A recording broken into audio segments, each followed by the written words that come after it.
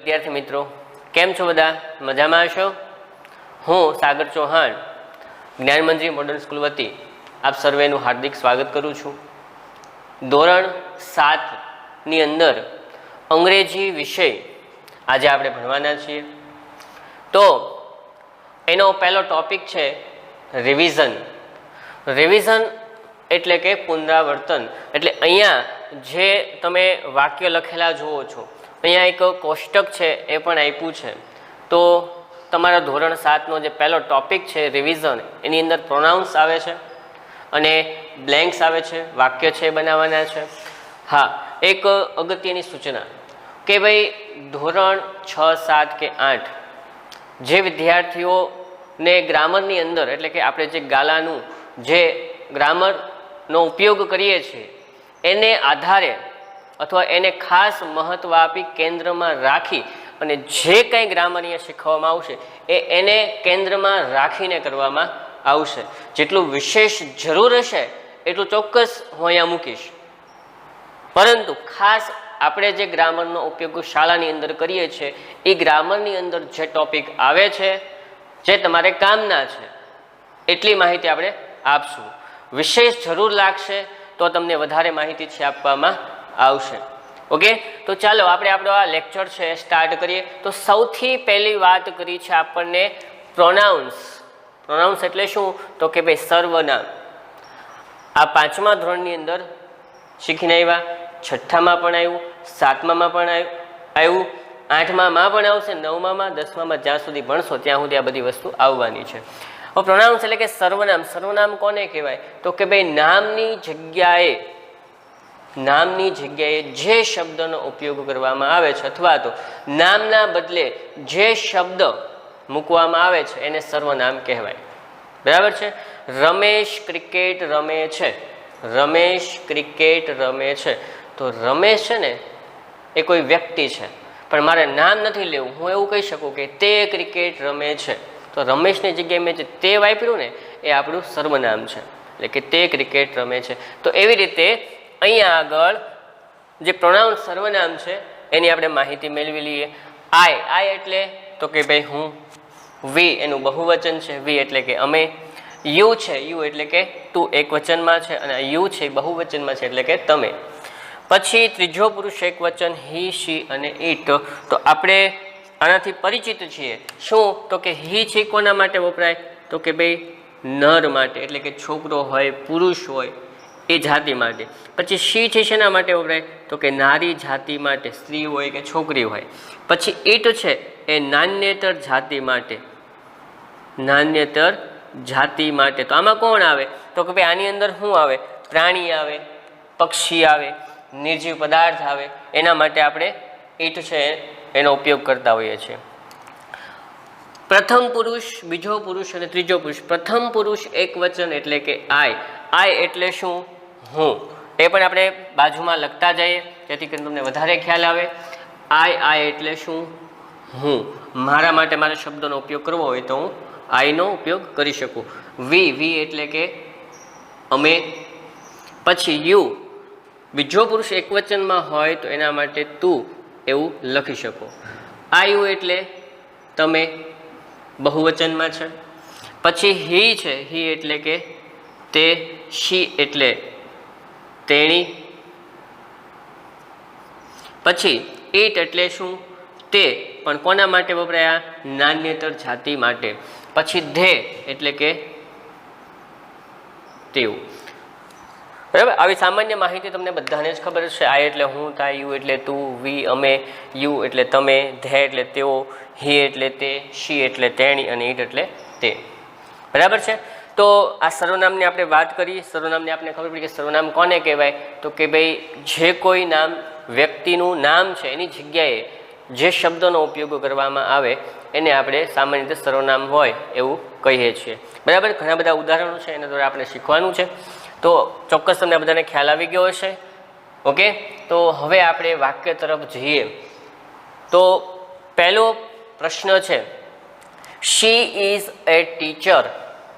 She is a teacher, તેણી શિક્ષક છે અથવા તો તે શિક્ષક છે એવું આપણે કહી શકીએ। શી એટલે શું કહે છે કે સ્ત્રી છે એવું એ દર્શાવે છે, એટલે કે સી ઇઝ અ ટીચર, તેણી શિક્ષક છે અથવા તો તે શિક્ષક છે, એ વિધાન વાક્ય છે. અને યાદ રાખજો શું છે વિધાન વાક્ય. કેમ હું કામ યાદ રાખવાનું કહું છું? કેમ કે આના ઉદાહરણ તમને ગ્રામરની અંદર આપેલા છે, એ પહેલો પ્રશ્ન છે એટલા માટે કહું છું. કારણ કે આવા જ ઉદાહરણ આપણે કરવાના છે. વિધાન વાક્ય પછી એને પ્રશ્નમાં ફેરવવું છે. શેમાં ફેરવવું છે? પ્રશ્નમાં. તો અહીંયા જે ઇઝ આપ્યું છે એ ઇઝને તમારે પહેલા લઈ લેવાનું છે. શી ઇઝ અ ટીચર, તો ઇઝને પહેલા મૂકવાનું છે. પછી જે તે કર્તા છે એ કર્તાને તમારે અહીંયા મૂકવાનો છે. એટલે ફક્ત શું થાય કે જે આ પહેલું સ્થાન હતું એ બીજું આવશે ને બીજું છે એ પહેલું થઈ જશે. તો ઇઝ શી અ ટીચર એ પણ તમને લખી દઉં, આનું બીજું સ્થાન લઈ લેવાનું અને આનું પહેલું સ્થાન લઈ લેવું, પ્રશ્ન વાક્ય છે એ બની જશે. તો ઇઝ શી અ ટીચર, એની શિક્ષક છે. કેમાં ફેરવું? પ્રશ્નાર્થ વાક્યમાં. એટલે કે પ્રશ્નાર્થ વાક્યને ફેરવવા માટે એમ ઇઝ આર જે કંઈ આપ્યું હોય એને આગળ લેવાનું અને જે તે કરતા છે એને પછી લેવાનું. બસ આટલો જ ફેરફાર કરવાનો. કહેવાનું તો કે ભાઈ આ બે શબ્દો છે એને અરસપરસ બદલવાના છે એટલે પ્રશ્ન વાક્યમાં રૂપાંતર થઈ જશે. તમારા અત્યારે 7મા ધોરણમાં આટલું કામનું છે. મેં કીધું એમ વિશેષ માહિતી છે તમને આગળના ધોરણમાં જેમ જેમ જતા જશો એમ મળતું જશે. જેટલું તમારે અત્યારે ઉપયોગમાં આવે છે એટલું જ લઉં છું. ઓકે, પછી તો અહીંયા પ્રશ્ન પૂછે છે તો પ્રશ્નનો જવાબ છે એ આપવાનો છે. તો કહે છે કે yes she is a teacher, હા તેણી શિક્ષક છે. એ આપણું હકાર વાક્ય થયું. Yes she is a teacher, હા તેણી શિક્ષક છે. પછી ના પાડવી છે તો no she is not a teacher, ના તેણી શિક્ષક નથી. તો એ આપણું કેવું થઈ ગયું? નકાર વાક્ય થઈ ગયું. બરાબર છે. હવે બીજી એક વાત કરું કે ભાઈ હકાર અને નકાર છે ને આખું સેન્ટેન્સ આપણે લખ્યું છે કે yes she is a teacher, તો આને શોર્ટ ફોર્મ લખવું હોય તો એ પણ તમે લખી શકો. કેવી રીતે? તો એ આપણે જોઈએ કેવી રીતે. Yes she is a teacher છે તેની જગ્યાએ આપણે શું લખીએ? યસ શી ઇઝ, બસ આ શોર્ટની અંદર તમે લખી શકો. પછી નકાર છે તો એને પણ શોર્ટમાં લખી શકો. નો શી ઇઝ નોટ અથવા તો ઇઝન્ટ એવું તમે લખી શકો. બરાબર છે. બંને રીતે આ વાક્ય પણ આખું લખી શકો, આ પણ લખી શકો, અથવા તો શોર્ટમાં લખવું હોય તો આ પ્રમાણે લખવાનું.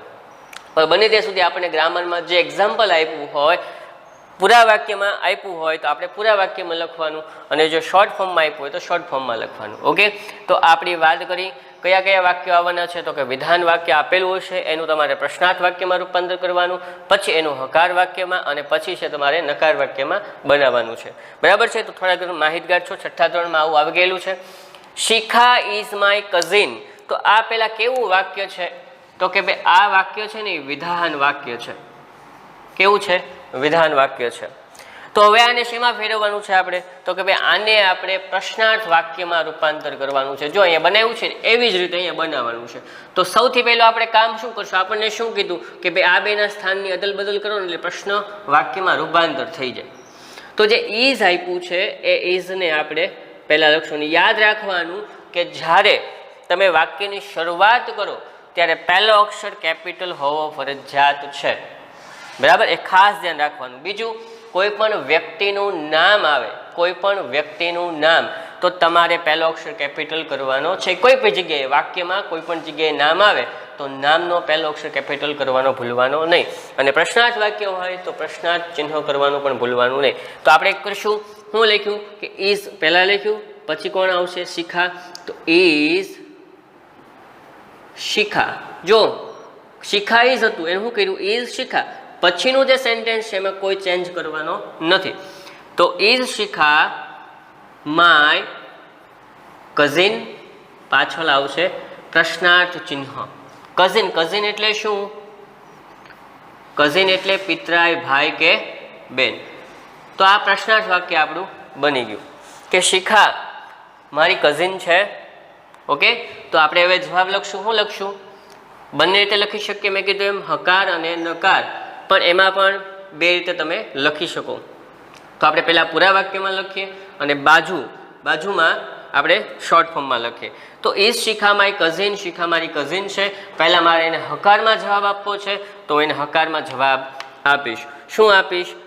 યસ પછી કોણ છે? શિખા એટલે શી છે ને, તો શિખા જો હા એક વસ્તુ શીખવાની બાકી રહી ગઈ. શું? તો કે ભાઈ આપણને કેવી રીતે ખબર પડે કે શિખા આવ્યું તો શી જ મૂકવું, કેમ હી ન મૂક્યું, કેમ આઈ ન મૂક્યું? તો આપણે હમણાં આગળ પ્રોનાઉન્સની અંદર ચર્ચા કરી કે ભાઈ શું ચર્ચા કરી? હી શી ઇટ, એમાં હી એટલે તે એ નર જાતિ માટે વપરાય, શી છે એ નારી જાતિ માટે વપરાય, પછી ઈટ છે નાન્યતર જાતિ માટે વપરાય. તો એવી રીતે અહીંયા શિખા આવી છે, તો શિખા માટે તમારે યોગ્ય સર્વનામ મૂકવાનું છે. આ યાદ રાખજો, બરાબર છે. અહીંયા તો આપણે સર્વનામ ઓલરેડી આપ્યું જ હતું, એટલે આપણે અહીંયા છે નામ આપ્યું છે તો અહીંયા આપણે ચેન્જ કરવો પડશે. યાદ રાખવાનું, ફરીવાર કહું છું, તમે પ્રશ્ન બનાવી નાખ્યો, જવાબ દેતી વખતે તમારે અહીંયા સર્વનામ મૂકવાનું છે, બરાબર છે. તો જે તે વ્યક્તિ માટે આપણે સર્વનામ મૂકવું પડશે. તો અહીંયા શિખા છે, તો શિખા માટેનું સર્વનામ આપણી પાસે શું થશે? તો કે ભાઈ શી થશે. તો યસ, પછી શી ઇઝ શું છે? My cousin. આ બની ગયું આપણું હકાર વાક્ય. કેવું બન્યું? હકાર વાક્ય. હવે પછીનું જે છે એની અંદર જુઓ, નકાર બનાવવું છે. નો શી ઇઝ, અહીંયા યાદ રાખવાનું, નો શી ઇઝ, એમ ઇઝ હાર પછી તમારે શું મૂકવાનું છે? નોટ. એમ ઇઝ હાર પછી નકારમાં, નકાર વાક્યની અંદર એમ ઇઝ હાર પછી તમારે નોટ મૂકવાનું છે. તો no she is not my cousin. આ તમારું થઈ ગયું નકાર વાક્ય. ઓકે, હવે આપણે જે ટૂંકી રીતે અહીંયા લખ્યું તો એવી રીતે અહીંયા સમજી લઈએ. તો અહીંયા આપણે શું કરશું? આ વાક્ય માટે આપણે યસ, પછી શું છે? શી ઇઝ, પછી નો શી ઇઝન્ટ અથવા તો શી ઇઝ નોટ. આ એમના માટેનું વાક્ય છે, બરાબર છે. તો આવા ઉદાહરણ આપણે શીખ્યા. બીજી એક વાત નાનકડી એવી કરવી છે, જ્યારે બ્લેન્ક્સ હમણાં આવશે ત્યારે બ્લેન્ક્સ વખતે મારે જે એમિઝાર સમજાવવું છે, કેમ કે આજે આપણે એક્ઝામ્પલ કર્યા છે એની અંદર સૌથી પહેલાં નામ આપેલું છે, એટલે કે કર્તા આપેલો હશે, પણ અહીંયા વચ્ચે બ્લેન્ક આપી હશે કે ભાઈ આની પહેલાં ખાલી જગ્યા પૂરો, ખાલી જગ્યા પૂરી અને પછી તમારે એનું પ્રશ્નાર્થ વાક્ય, હકાર વાક્ય અને પછી નકાર વાક્ય છે એ બનાવવાનું છે, બરાબર છે. તો આપણે એ પણ જોવાનું છે. એટલે સરસ મિત્રો કે પ્રોનાઉન્સ આપણે શીખી ગયા, આપણને ખ્યાલ જ છે, બહુ નાના ધોરણમાં પણ આવે છે. તો વિશેષ આગળ આપણે હવે જવાના છીએ. ચાલો તો અત્યારે આપણે ત્યાં આગળ જઈએ, બરાબર. ચલો વિદ્યાર્થી મિત્રો, આપણી સામે બ્લેન્ક્સ આવી ગઈ છે. સૌથી પ્રથમ આપણે બ્લેન્ક્સ પૂરવાની છે અને પછી એનો પ્રશ્ન બનાવી અને પછી એના જવાબ આપણે લખવાના છે. જોઈએ, fill in the blanks with am is are. તો એમ ઇઝ આર વડે ખાલી જગ્યા પૂરવાની છે. તો સૌથી પહેલાં એક વાત કરી દઈએ કે એમ ઇઝ આર શું છે? એ વર્તમાન કાળના ટુ બીના રૂપ છે. આવું તમે શીખી ગયા છો. શું છે એમ ઇઝ આર? એ વર્તમાન કાળના ટુ બીના રૂપ છે. તો સૌથી પહેલાં આપણે પ્રોનાઉન્સની અંદર જઈએ અને કોની સાથે એમ ઇઝ આર આવે એ જોઈ લઈએ, બરાબર છે. તો આઈ સાથે શું આવે? તો કે ભાઈ આઈ સાથે એમ આવે, વી સાથે આર આવે, યુ સાથે આર આવે, યુ સાથે આર આવે. યુ એક વચનમાં હોય કે બહુવચનમાં, બંને સાથે આર જ આવવાનું છે. ધે સાથે આર આવે. ઓકે, પછી હી શી કે ઇટ હોય અથવા તો કોઈ પણ વ્યક્તિનું નામ એક વચનમાં હોય. યાદ રાખજો, હી શી ઇટ હોય કે કોઈ પણ વ્યક્તિનું નામ એક વચનમાં હોય ને તો પણ ઇઝ જ આવે. હા, એવું બને કે ભાઈ એક નામની જગ્યાએ બે નામ આવી જાય, એક નામની જગ્યાએ બે નામ થઈ જાય, અથવા તો તમને એવું કે the girls, the boys, the farmers, તો આ બધા નામ છે બહુવચનમાં છે. તો એના માટે આપણે ધે જ આવે, એટલા માટે એની સાથે પણ આર મૂકવાનું. આવું યાદ રાખજો. ધ ફાર્મર કે ખાલી ફાર્મર તો એક વચનમાં આવે તો એની યારે ઇઝ મૂકવાનું, પણ ધ ફાર્મર્સ એવું કે એ બહુવચન થઈ ગયું એટલે એના માટે આપણે શું મૂકવાનું? આર મૂકવાનું, બરાબર. જો કે આવી તમને ખબર છે. તો ચાલો આગળ વધીએ. Fill in the blanks with am is are. તો આપણે વાત કરી, શું કર્યું? આઈ સાથે એમ આવે, પછી વી સાથે આર, યુ આર, હી શી ઇટની સાથે ઇઝ આવે અને ધેની સાથે આર આવે. તો સૌથી પહેલું કામ આપણે કરવાનું છે કે આ ખાલી જગ્યાની અંદર એમ ઇઝ આર વડે પૂરવાની છે. પછી એવું કીધું કે form questions and write answers using yes or no. તો તમારે પછી એનો પ્રશ્ન બનાવવાનો છે અને એના જવાબ છે એ હકાર અને નકારની અંદર આપવાના છે, એવી આપણને વાત કરે છે. તો જોઈએ આપણે પહેલું ઉદાહરણ. હમણાં આપણે જે બે એક્ઝામ્પલ જે કર્યા ને સેમ એ જ એક્ઝામ્પલ આપણી સામે છે. ઓકે, તો ધ બોયઝ બ્લેન્ક પ્લેઇંગ. તો જો અહીંયા જે છે ધ બોયઝ એક વચન છે કે બહુવચન, તો આપણે તરત ખબર પડશે સર અહીંયા બોયઝ લખ્યું છે એટલે કે બહુવચન થયું. ખાલી બોય હોત ને તો એ હીની અંદર આવો તેની સાથે ઇઝ આવે, પણ આપણને બોયઝ કીધું છે એટલે કે હીનું બહુવચન શું થાય ધે, અને તેની સાથે શું આવે આર, એટલે ધ બોયઝ છે એની સાથે શું આવશે આર આવશે. કેમ? તો કે ભાઈ ધ બોયઝ છે એ બહુવચન છે. તો પહેલી આપણી ખાલી જગ્યા પુરાઈ ગઈ. ઓકે, હવે બીજી ખાલી જગ્યા જોઈ લે, પછી આપણે પ્રશ્ન અને જવાબ છે લખશું. મિસ્ટર શૈલત. હા, એક વસ્તુ યાદ રાખજો, આ મિસ્ટર એવું આવે ને એટલે એ પુરુષ છે એવું કહે છે. MRS આ મિસિસ છે તો એ સ્ત્રીમાં આવે, આવું યાદ રાખજો.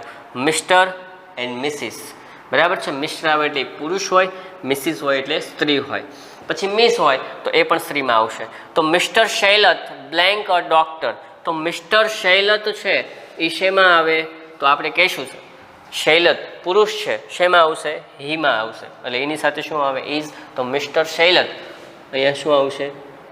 ઇઝ. ઓકે, પછી જોઈએ યુ બ્લેન્ક એન એન્જિનિયર. તો યુની સાથે શું આવે છે? અહીંયા કયો કે અહીંયા કયો? હા, તમને એવી પણ ખબર પડશે કે ભાઈ આ એક વચનમાં જો અહીંયા લખ્યું છે એન એન્જિનિયર, આર્ટિકલ લાગેલો છે. એ કે એન આર્ટિકલ હોય ને એટલે લગભગ એક વચનમાં જ હોય, એટલે આપણે એવું કહીશું કે યુ છે એક વચનમાં છે. જો કે મેં તમને કીધું એમ એક વચન હોય કે બહુવચન એની સાથે આર જ આવવાનું છે. તો યુની સાથે આપણે શું લખશું અહીંયા? આર. ઓકે, તો આપણી ખાલી જગ્યા પુરાઈ ગઈ. હવે આપણે પ્રશ્નો બનાવવાના છે અને પ્રશ્નોના જે જવાબ છે એ હકાર અને નકારમાં દેવાના છે. અને બીજી એક વાત કે અહીંયા જે ઉદાહરણ આપણને આપ્યું છે એ શોર્ટમાં આપ્યું છે, એટલે આપણે જે બાજુની હમણાં આગળ બે ઉદાહરણ કર્યા ને એની અંદર આગળ આપણે શોર્ટમાં પણ કર્યા હતા. તો એવી રીતે આપણે યસનોમાં ઉત્તર આપવાના છે. ઓકે, તો સૌથી પહેલું આપણે કામ કરશું, શું કરશું? તો કે સૌથી પહેલાં આપણે પ્રશ્ન બનાવી નાખીએ, બરાબર. તો ધ બોયઝ આર પ્લેઇંગ. છોકરાઓ રમી રહ્યા છે. જો આ વાક્ય ખરેખર કહું ખાલી જાણ માટે, તમારે મેં કીધું આવતું નથી, તમારું જેટલું ગ્રામરની અંદર આવે છે એટલું જ સમજાવું છું.